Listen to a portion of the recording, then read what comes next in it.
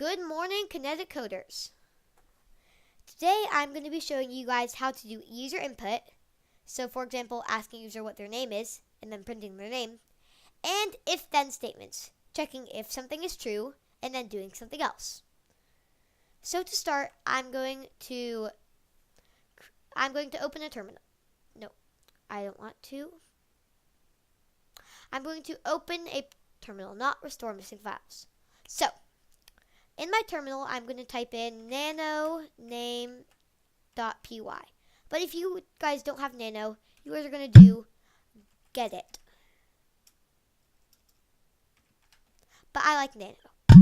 So let's get started. So to start off, we're going to ask for the user's name. So what we're going to do is type in input, open, close, and then in quotes, type in what we're going to ask. So for example, what is your name? But the only problem is, where is the computer going to store this? If we just type in input, the computer will get the data, but then not store anywhere. So what we need to do is create a variable. So name is going to equal whatever the user types in. So name equals input. What is your name? Now we're going to go to the next line. In this line, we're going to print hello and the user's name. So we know how to do this. Print, and then we're going to type in the user, we're going to type in hello, and then it'll print their hello, no, not comma, you do a plus.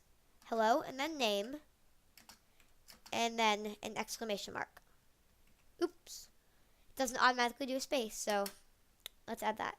And also right here, I want to add the space just so it looks a little bit more neat. So now I'm going to save this and run it. So I'm going to do python3 name.py. Now ask for my name. I'm going to type in Jack. And it says hello Jack. Perfect.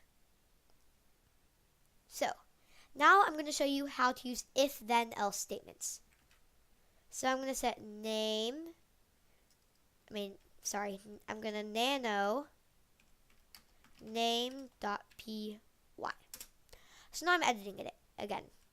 So what I want to do is check if the user's name is equal to my name, so Jack. So what this double equal sign means is that we're comparing something. So we're comparing the value of name, which could be anything, to the name Jack. So only if it equals Jack will it work. So now I'm going to add colons. This acts as the then. So instead of typing then, we're going to do colons. Then in the next line, we're going to type in what we want to happen. So what if the name is Jack, I'm going to print, oh, I am so glad to see you. But otherwise, else, so if the name does not equal Jack, then it's going to do something else. What it's going to do is it's going to print name, going to print the name, and then print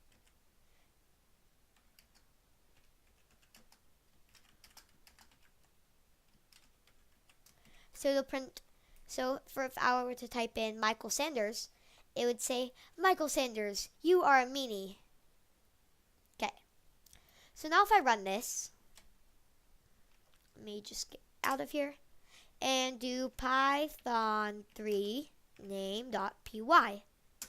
So it'll ask for my name, and I'm going to type in Jack. And it says, oh, I'm so glad to see you.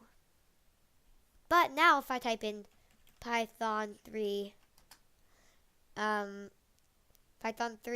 name.py and put in Michael Sanders, it says, Michael Sanders, you are a meanie. So it works perfectly. Now I'm going to show you how to create a super easy file that'll run it for you. If you don't want to every time have to type in python3 name.py, I'm going to show you a way easier way. So what you're going to do is type in gedit, or in my case, nano, and then do the name of your Python file, so for my case, name, but then do .sh. That's going to create a bash file. If you're on Linux, you do not need to worry. I mean, if you're on Windows, you do not need to worry about this because it's super easy to run. So now I'm on this, and I'm going to do #b/bin/bash, and then do 2 lines down. So what I'm going to have here is type in the command I want to run. So a bash program is, all it does is run a terminal command. So I want to do the python3 command. So I'll do python3 name.py. And now I'm just going to save that. It's pretty simple.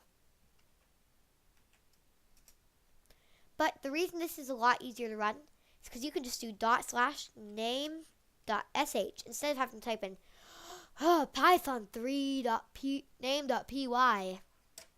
Now if I run that, it says I don't have permission to do this. So instead what I can do is do chmod +x name.sh. What this is doing is giving me permission to run this. So now what I'm going to do is type in /name.sh, and it does it.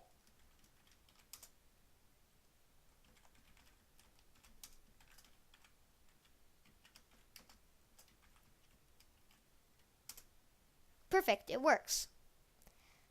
Thank you for watching this video. I hope this was helping you a lot, and I'll be making another video soon. Bye!